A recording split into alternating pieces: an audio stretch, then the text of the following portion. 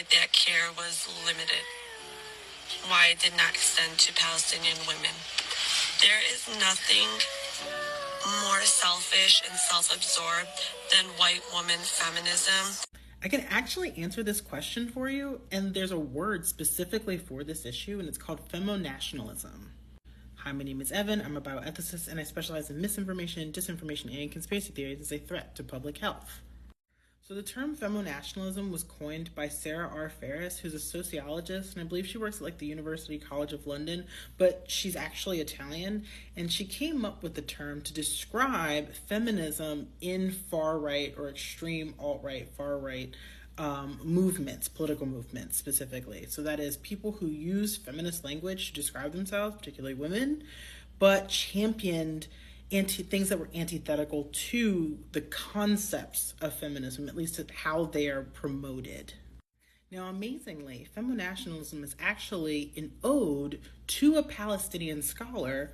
We're back to Jasbir Puar, my favorite, who came up with homonationalism. That kind of involves things like pink washing, like using this idea of championing LGBTQ rights as reasoning to destroy whole communities, especially brown communities that don't agree or are painted as not being inclusive. Sarah Ferris borrows from this concept of homonationalism and says that same is true for feminism or feminist movements politically, especially in white feminist spaces. So the reason that what's happening in Gaza, particularly to the women, is not getting Barbie girl energy is because that population, especially because it skews to Islam and is brown, does not mirror or does not embody the type of feminism and the feminist points or doctrines that Barbie girl energy does. So white, Western, neoliberal feminism requires that all people, to get support from it, have to ascribe to homogeny, right? And I think that this creator using the example of Barbie is so apt because for those of us who saw Barbie, one of the things that we saw is we saw all different types of people represented, but they all lived the same way. They all lived in Barbie land. They all lived in pink playhouses, right? There was a lot of similarity. They weren't inherently different. They were wearing different outfits and they were different colors, but their world was homogenous.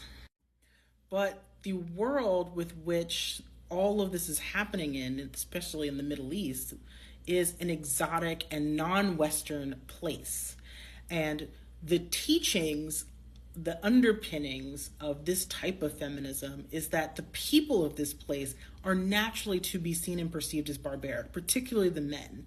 And so that any women ascribing to, protecting, or standing alongside the men are just considered enablers and participants, and therefore undeserving of Barbie girl feminism.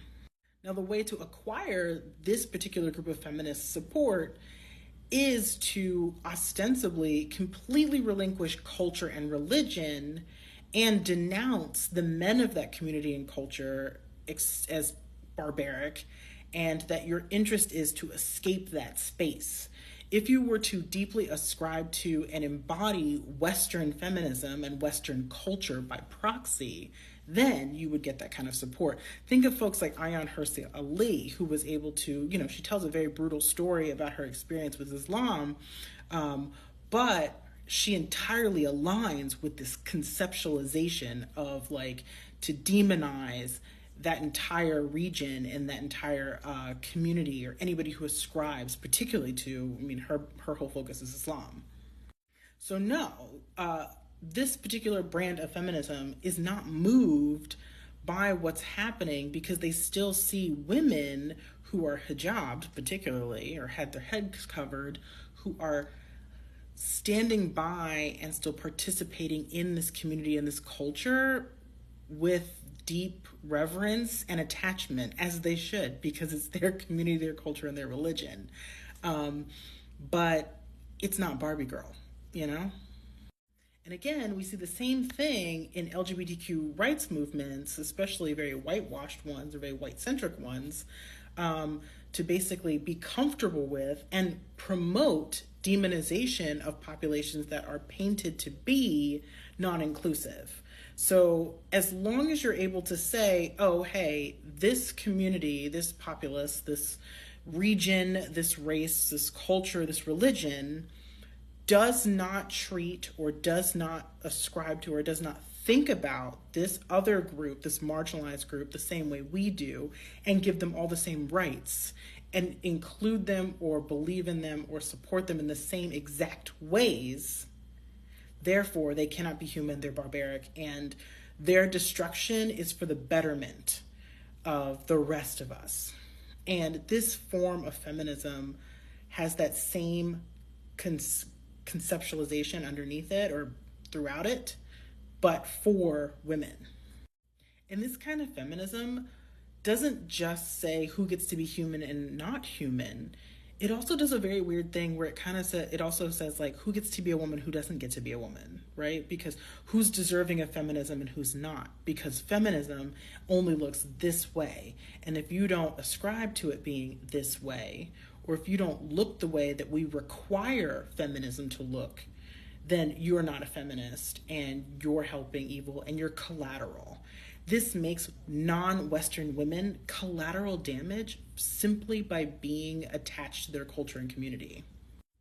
It also creates weird rules for feminism. I know that like Sarah Ferris goes into more in-depth things like the misrepresentation of things like reproductive rights and access, and how it can, like, this type of feminism, feminationalism, is also used in a really strange way in like conservative spaces to promote like tribalism and like